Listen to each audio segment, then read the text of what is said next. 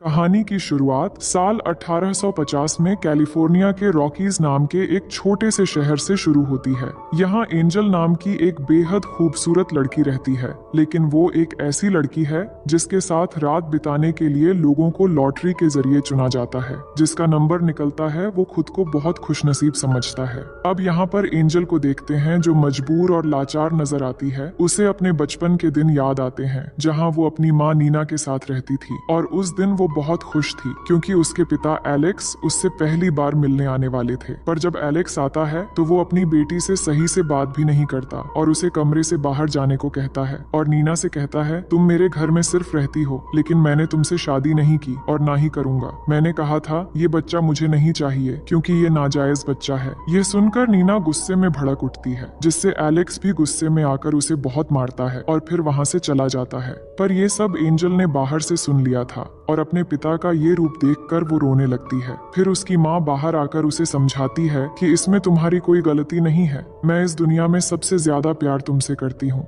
अब कुछ दिन बाद नीना को एलेक्स से एक खत मिलता है जिसमें लिखा होता है कि उसने उनके लिए सभी रास्ते बंद कर दिए हैं, उसने घर भी बेच दिया है और उनसे कभी ना मिलने का फैसला कर लिया है। इसके बाद नीना अपनी बेटी को लेकर घर छोड़ देती है और अपना गुजारा करने के लिए अपने सारे गहने बेचने के लिए जॉन नाम के एक जौहरी के पास जाती है। लेकिन जॉन कहता है कि ये गहने नकली हैं, जिनकी कोई कीमत नहीं है, लेकिन तुम खुद बहुत कीमती हो। अगर तुम मेरे लिए काम करोगी तो तुम्हें पैसे मिल सकते हैं और यहाँ रहने की जगह भी मिल जाएगी। नीना अपनी मजबूरी की वजह से जॉन की बात मान लेती है। इसके बाद जॉन सबसे पहले नीना से इंटीमेट होता है और फिर उसे काम पर लगा देता है ताकि वो दोनों पैसे कमा सकें। लेकिन कुछ ही दिनों बाद नीना को एक गंभीर बीमारी हो जाती है और कुछ दिनों में उसकी मौत हो जाती है। अपनी माँ को इस हालत में मरते देख एंजल बहुत रोती है, लेकिन वो खुद भी बेसहारा थी। अब आगे एंजल किस तरह शहर के लोगों के बीच एक महंगी लड़की बनती है, ये हमें आगे पता चलेगा।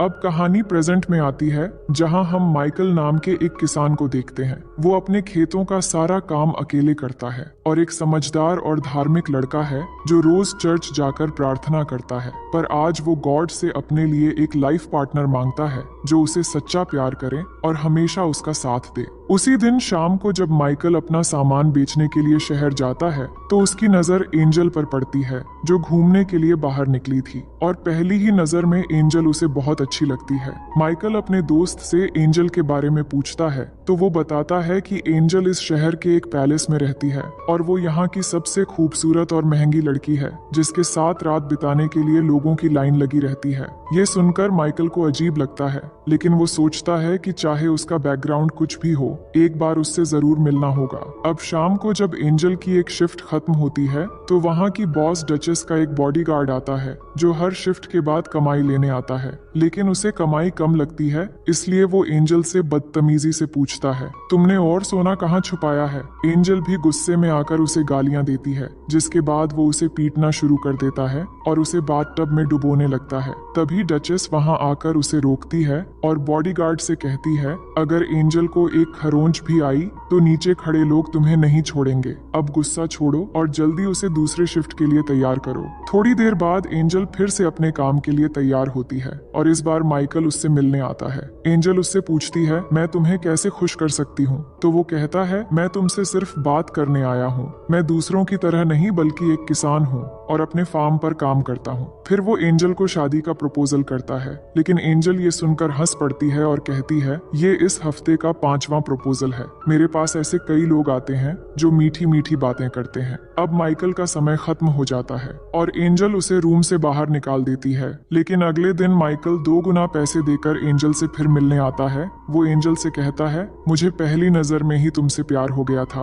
और मैं चाहता हूँ कि तुम मेरे साथ चलो, हम शादी करके हमेशा साथ रहेंगे। एंजल उसकी बातों को सीरियसली नहीं लेती है और कहती है, तुम अपना पैसा और समय दोनों बर्बाद कर रहे हो, इसलिए मेरे पास आओ और अपना काम खत्म करके यहाँ से चले जाओ। मैं कभी भी हमेशा के लिए तुम्हारी नहीं हो सकती। इतने में माइकल का समय खत्म हो जाता है और फिर से वही बॉडीगार्ड आता है और माइकल को जाने के लिए कहता है। अब आगे माइकल का दोस्त उसे समझाने की कोशिश करता है कि एंजल उसके लिए सही नहीं है, लेकिन माइकल कहता है मैं एक बार और ट्राई करना चाहता हूँ। फिर शाम होते ही फिर से एंजल से मिलने पहुंच जाता है। इस बार वो एंजल को अच्छे से समझाने की कोशिश करता है और कहता है मुझे समझ नहीं आता कि तुम इस नरक जैसी जिंदगी में क्यों रहना चाहती हो। क्या तुम्हें मेरे लिए कुछ भी महसूस नहीं होता, या फिर तुम्हारे दिल में कोई फीलिंग्स ही नहीं है। फिर माइकल उसे प्यार से किस करता है और कहता है क्या अब भी तुम्हें मेरा प्यार महसूस नहीं हो रहा। एंजल जवाब देती है मैं तुमसे प्यार नहीं करती और ना ही शादी करना चाहती हूँ, तुम बस एक मामूली किसान हो और कुछ नहीं। ये सुनकर माइकल को बुरा लगता है और वो चुपचाप वहाँ से चला जाता है। अब कहानी फिर से एंजल के बचपन में चली जाती है। जब एंजल की माँ का निधन हो गया था तब जॉन नाम का वो जौहरी एंजल को एक दूसरे शहर में ले गया था। वो उसे बेचने के लिए लाया था, लेकिन वहाँ काम करने वाली सैली नाम की एक लड़की जॉन से रिक्वेस्ट करती है कि इस लड़की को कहीं और ले जाओ, ये जगह उसके लिए सही नहीं है। लेकिन जॉन नहीं मानता और एंजेल को बॉस के कमरे में ले जाता है। थोड़ी देर बाद यहाँ का बॉस ड्यूक आता है। फिर जॉन कहता है इस लड़की को ले लो और मुझे मेरा पैसा दे दो, लेकिन ड्यूक के इशारे पर उसके आदमी जॉन को मार देता है। ये देखकर एंजल डर जाती है, लेकिन ड्यूक कहता है अब से तुम मेरे लिए काम करोगी, और इस तरह वो एंजल को डरा धमका कर वहाँ रख लेता है। कुछ सालों में जब एंजल बड़ी हो जाती है तो ड्यूक उसे इस काम में लगा देता है। एंजल के दिल से अब डर नाम की चीज खत्म हो चुकी थी और उसे विश्वास हो गया था कि दुनिया के सारे मर्द एक जैसे होते हैं, लेकिन फिर भी वो मजबूर थी।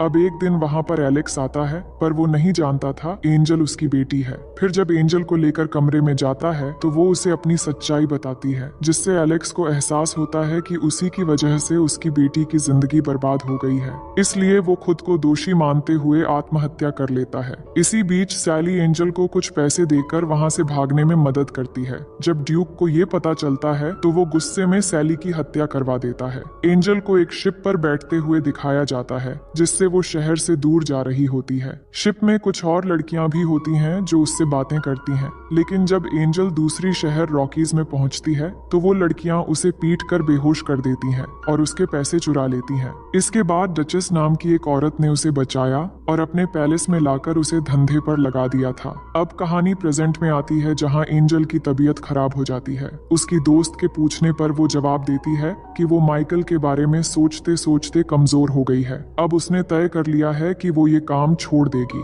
उसने अपने सारे पैसे डचेस के पास सेफ रखे हुए थे, इसलिए वो डचेस से अपने पैसे मांगने जाती है। लेकिन डचेस कहती है यहाँ से जाने के बाद तुम क्या करोगी? मैं तुम्हें यहाँ अच्छा खाना, कपड़े और रहने की जगह देती हूँ, बाहर तुम्हें क्या मिलेगा? लेकिन एंजल ने अपना मन बना लिया था। वो कहती है मेरे पैसे मुझे दे दो। इस पर डचेस गुस्से में आ जाती है और कहती है मैं तुम्हें कुछ भी नहीं दूंगी। एंजल को भी गुस्सा आ जाता है और वो डचेस पर चिल्लाने लगती है। इसके बाद डचेस अपने आदमी को बुलाती है और कहती है एंजल को सबक सिखाओ, जिसके बाद वो आदमी एंजल को ले जाकर बहुत मारता है। उसी रात माइकल को सपना आता है कि एंजल के साथ कुछ बुरा हो रहा है। अगली सुबह वो पैलेस पहुंच जाता है और देखता है कि एंजल की हालत बहुत खराब है। उसे बहुत गुस्सा आता है और वो डचेस से कहता है अब मैं इसे यहाँ से लेकर जा रहा हूँ। लेकिन डचेस कहती है एंजल पर मेरा कर्ज है और कर्ज चुकाए बिना वो कहीं नहीं जा सकती। जो सुनकर माइकल डचेस को एंजल के कर्ज से 3 गुना ज्यादा पैसे दे देता है। फिर वो एंजल को अपनी माँ की अंगूठी देकर कहता है क्या तुम मुझसे शादी करोगी? जिस पर एंजल हाँ कहती है। इसके बाद माइकल एंजल को अपने फार्म पर ले जाता है। मार की वजह से उसकी हालत बहुत खराब थी। वो माइकल से कहती है तुमने डचेस को बहुत सारे पैसे दे दिए। माइकल कहता है उसकी परवाह मत करो, मुझे बस तुम्हें उस जगह से बचाना था। लेकिन एंजल वो अंगूठी वापस कर देती है और कहती है मैं ठीक होने के बाद तुम्हारे सारे कर्ज चुका दूंगी और फिर यहाँ से चली जाऊंगी, पर मैं शादी करके किसी की गुलाम नहीं बनूंगी। माइकल ये सुनकर हंसता है और कहता है शादी करना कोई गुलामी नहीं है। फिर वो उसे पहनने के लिए कुछ कपड़े देता है, जिस पर एंजल पूछती है क्या ये तुम्हारी वाइफ के हैं? माइकल कहता है ये मेरी बहन के थे, पर 1 साल पहले उसकी मौत हो गई। अब उसका पति पॉल और मैं यहाँ रहते हैं, लेकिन इस समय पॉल दूसरे शहर में है। इसके बाद एंजल उठने की कोशिश करती है, पर उसकी हालत खराब होने की वजह से वो गिर जाती है। फिर माइकल उसका ख्याल रखने लगता है और इस तरह 3 हफ्ते गुजर जाते हैं, जहाँ एंजल अब ठीक हो चुकी थी। अब रात के समय जब माइकल उसे देखने आता है तो एंजल उसे अपने पास बुलाती है और कहती है अब तुम्हारा कर्ज चुकाने का वक्त आ गया है और माइकल को इंटीमेट होने के लिए कहती है, पर वो मना कर देता है और कहता है, मैंने तुम्हें इसलिए नहीं बचाया था। मैं चाहता हूँ कि मेरे दिल में तुम्हारे लिए जो एहसास है वो तुम्हारे दिल में भी हो, और जब तक ऐसा नहीं होता तब तक मैं तुम्हारे करीब नहीं आऊंगा। दोनों और भी बातें करते हैं। एंजल कहती है, जब मैं छोटी थी तब मेरी माँ गॉड से बहुत प्रार्थना करती थी, लेकिन फिर भी उन्हें नरक जैसी जिंदगी मिली, इसलिए मुझे गॉड पर विश्वास नहीं है। अगली सुबह जब माइकल फार्म में काम कर रहा था तो एंजल जाकर उससे कहती है, मैं तुम्हारी बीवी वाला काम नहीं संभाल सकती, लेकिन जब तक यहाँ हूँ तुम्हारे साथ फार्म में काम कर सकती हूँ, जिस पर माइकल भी मान जाता है। इसके बाद वो उसे खेती की कई चीजें सिखाता है, जैसे कि अंडे लाना और मुर्गी पालना और मछली पकड़ने के साथ साथ कई काम भी सिखाता है। इन सब कामों में एंजल को भी मजा आने लगता है। फिर एक रात माइकल उसे जगाकर कहता है, चलो हमें कहीं जाना है। एंजल कहती है, थोड़ी देर बाद सुबह होने वाली है, अब रात को कहाँ ले जाओगे? जिसके बाद माइकल उसे एक पहाड़ी पर ले जाता है और वहाँ से खूबसूरत सनराइज दिखाता है और कहता है, मैं तुम्हें ऐसी ही जिंदगी देना चाहता हूँ जिसमें बहुत सारे रंग होंगे, ठीक इसी सनराइज की तरह। एंजल कहती है, अगर तुम मेरी जिंदगी का आधा सच भी जान लोगे तो मुझसे नफरत करने लगोगे। इस पर माइकल कहता है, वो जिंदगी तुमने नहीं चुनी थी, लेकिन अब तुम अपनी मनचाही जिंदगी चुन सकती हो। पर एंजल कहती है, मुझे पता भी नहीं कि मैं यहाँ पर क्यों हूँ। तुम मुझे अपनी बीवी तो मानते हो पर मेरे करीब नहीं आते। माइकल बताता है, मैं बस इंतजार कर रहा था तुम्हारे दिल में वो एहसास होने का। जिसके बाद दोनों किस करने लगते हैं। फिर दोनों घर चले आते हैं। घर आकर माइकल पहली बार एंजल के साथ इंटीमेट हो जाता है और दोनों इस पल को बहुत एंजॉय करते हैं। अब अगले दिन फार्म में पॉल आता है और माइकल से मिलता है। पॉल अपने काम के लिए दूसरे शहर गया था और वो बहुत दिनों बाद लौटा है। दोनों एक दूसरे का हालचाल पूछते हैं और माइकल कहता है कि मैंने शादी कर ली है। इसके बाद वो जब पॉल को एंजल से मिलवाने ले जाता है तो पॉल उसे देखकर पहचान लेता है, पर इस वक्त वो कुछ भी नहीं कहता। फिर माइकल के जाने के बाद वो एंजल से बात करता है और कहता है, मैं अच्छे से जानता हूँ कि तुम कौन हो और किस तरह का काम करती हो। माइकल बहुत ही अच्छा लड़का है, उसे एक अच्छी बीवी मिलनी चाहिए, ना कि तुम जैसी। एंजल कहती है, वो खुद मेरे पास आया था और सब जानने के बाद ही उसने मुझे अपनाया और ये बात तुम्हें भी एक्सेप्ट कर लेनी चाहिए। लेकिन पॉल नहीं मानता और यहाँ से माइकल के पास जाता है और एंजल के बारे में बताने लगता है कि वो एक घटिया लड़की है और उसके बारे में उल्टा सीधा बोलने लगता है। तो माइकल उसे एक पंच मार देता है और कहता है, अगर तुम मुझे भाई जैसा मानते हो तो एंजल को भी एक बहन जैसी माननी पड़ेगी। फिर उसे सॉरी भी कहता है और समझाता है, तुम चाहो तो शहर जाकर एक नया बिजनेस शुरू कर सकते हो और पहले की तरह अच्छे से जी सकते हो। नेक्स्ट सीन में एंजल और माइकल को एक साथ देखते हैं। माइकल कहता है, अगले दिन पॉल शहर जा रहा है और उनके बीच जो हुआ वो भी बताता है। फिर एंजल के पास आकर कहता है, मुझे तुम्हारे साथ पूरी जिंदगी बितानी है। मैं चाहता हूँ कि हमारे बच्चे हो और हम पूरी जिंदगी खुश रहे। पर एंजल माँ नहीं बन सकती थी और ये बात अब तक माइकल को नहीं पता थी। अब यहाँ पर हमें एंजल का पास्ट दिखाया जाता है कि वो एक बार प्रेग्नेंट हो गई थी और ऐसा फिर से ना हो, इसलिए ड्यूक ने एक डॉक्टर को बुलाया और जबरदस्ती एंजल को पकड़कर उसका अबॉर्शन करवा दिया ताकि वो कभी भी माँ न बन पाए। अब दूसरे दिन से एंजल फार्म के सारे कामों को अच्छे से करने लगती है और उसने फिशिंग करना भी सीख लिया था क्योंकि वो कहीं ना कहीं माइकल के प्यार को समझने लगी थी। पर अभी भी वो खुद को दोषी मान रही थी क्योंकि उसके अतीत की कड़वी सच्चाइयों के बारे में माइकल को कुछ नहीं पता था, इसलिए वो खुद को माइकल के काबिल नहीं मान पा रही थी। फिर वो दोनों एक रास्ते से गुजरते समय कुछ लोगों को देखते हैं। वो एक फैमिली थी और उनकी माँ एलिजाबेथ प्रेग्नेंट थी। उनका अपना घर नहीं था और वो किसी दूसरी जगह रहने के लिए जा रहे थे। तो माइकल और एंजल उनका ख्याल रखने के लिए उन्हें घर ले आते हैं और उन्हें खाना देते हैं। वो उनकी बहुत शुक्रगुजारी होते हैं और उनकी मरियम नाम की एक बड़ी बेटी भी थी जो एंजल से पूछती है, तुम और माइकल कैसे मिले थे? तो वो उसे बता देती है कि वो पहले क्या थी और किस तरह वो मिले थे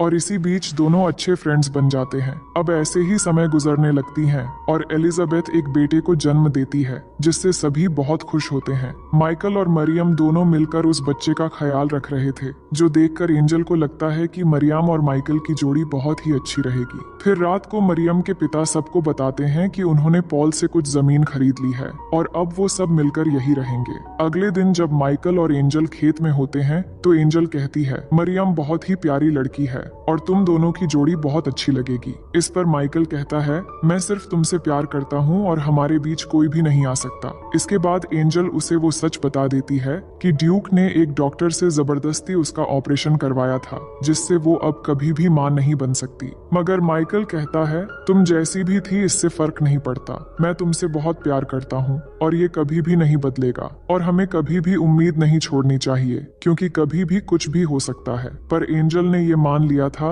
कि ऐसा कुछ भी नहीं होगा, ना वो कभी माँ बन सकती है और ना ही माइकल की एक अच्छी बीवी। उसके बाद हम दोनों को डिनर करते हुए देखते हैं, जहाँ एंजल कहती हैं कि मुझे उस जगह ले चलो जहाँ पर हमने सनराइज देखा था। फिर दोनों वहाँ जाकर सनसेट देखते हैं और उस पल को यादगार बनाने के लिए दोनों वहीं पर इंटीमेट हो जाते हैं। फिर अगली सुबह एंजल मरियम के लिए एक लेटर लिखती है और उसमें माइकल की अंगूठी रखकर सबके जागने से पहले एक आदमी के साथ शहर चली जाती है। इसके बाद मरियम को वो लेटर मिलती है जिसमें लिखा होता है कि माइकल और मरियम की एक खूबसूरत जोड़ी बन सकती है और वो हमेशा खुश रहेंगे। फिर मरियम वो लेटर माइकल को दिखाती है और कहती है, तुम्हें जाकर उसे रोकना चाहिए। पर माइकल कहता है, मैंने उसके लिए सब कुछ किया और उसे अपने प्यार का एहसास भी दिलाया, अब ये उसकी जिंदगी है और वापस आने का फैसला भी उसी को करना होगा। वही एंजल शहर के एक होटल में पहुंचती है और होटल ऑनर से कहती है, अगर आपको किसी कुक की जरूरत है तो मैं वो काम कर सकती हूँ, पर मुझे यहाँ रहने के लिए जगह भी चाहिए। ये सुनकर होटल ऑनर मान जाता है। अब एंजल वहाँ काम पर लग जाती है, पर उसी दिन ही ड्यूक का एक आदमी उसे वहाँ काम करते हुए देख लेता है। उसी रात को होटल में आग लग जाती है और सब कुछ जल जाता है। अगले दिन एंजल जले हुए सामानों को समेट रही थी, तभी उसके सामने ड्यूक आता है। ड्यूक वही आदमी है जिसने एंजल को बचपन में जॉन को मारकर अपने कब्जे में किया था। अब उसने इस शहर में आकर अपना वही धंधा शुरू किया है जिसके बारे में एंजल नहीं जानती थी। वो एंजल को अपने साथ चलने के लिए कहता है, पर वो कहती है कि तुम मुझसे जबरदस्ती नहीं कर सकते। इसके बाद ड्यूक बताता है, कल रात होटल में मैंने ही आग लगवाई थी, अब अगर तुम नहीं मानती तो मैं इस होटल ओनर को भी मरवा दूंगा। इसके बाद एंजल ना चाहते हुए भी उसके साथ चली जाती है, लेकिन वहां जाकर देखती है कि ड्यूक के पास दो छोटी छोटी लड़कियां हैं जिनके साथ वो उसी की तरह जबरदस्ती काम करवाता है। ये देखकर एंजल कहती है कि तुम बड़ी लड़कियों को हैंडल नहीं कर सकते,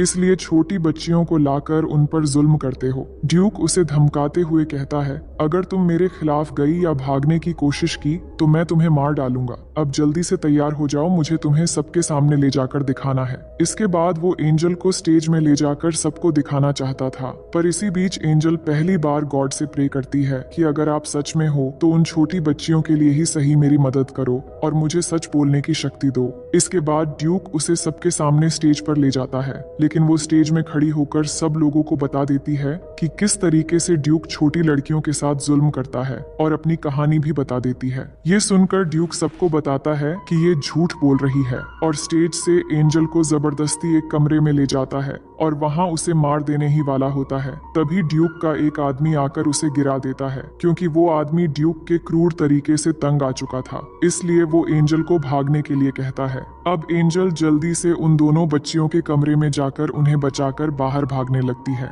ये देखकर सभी लोग समझ जाते हैं कि ड्यूक तो सच में एक बेरहम है जो छोटी बच्चियों के साथ जुल्म करता है। जिसके बाद सभी लोग भड़क जाते हैं और ड्यूक को मारने के लिए बढ़ने लगते हैं। ड्यूक भाग रहा होता है, लेकिन सभी लोग उसे चारों तरफ से घेर लेते हैं और उसे पकड़कर फांसी देकर मार डालते हैं। अब आगे इस घटना के 3 साल बाद के समय दिखाया जाता है, जहाँ पर हम पॉल को एक दूसरे शहर में देखते हैं। यहाँ पर अचानक वो एंजल को देखता है, फिर उसका पीछा करते हुए एक बड़े स्कूल में पहुंच जाता है। अंदर जाकर इंक्वायरी करता है तो एंजल उसे मिल जाती है। इसके बाद वो एंजल से पूछता है कि ये सब क्या है और तुम यहाँ पर क्या कर रही हो। एंजल बताती है कि ये एक स्कूल है जहाँ मेरी तरह जो लड़कियां नई शुरुआत करना चाहती हैं उन्हें यहाँ शिक्षा दी जाती है। ये सुनकर पॉल को बहुत अच्छा लगता है। फिर वो माइकल और मरियम के बारे में पूछती हैं, जिस पर पॉल कहता है कि मरियम अब मेरी वाइफ है और अब वो माँ बनने वाली है। तुमने सोचा था कि वो दोनों एक हो जाएंगे,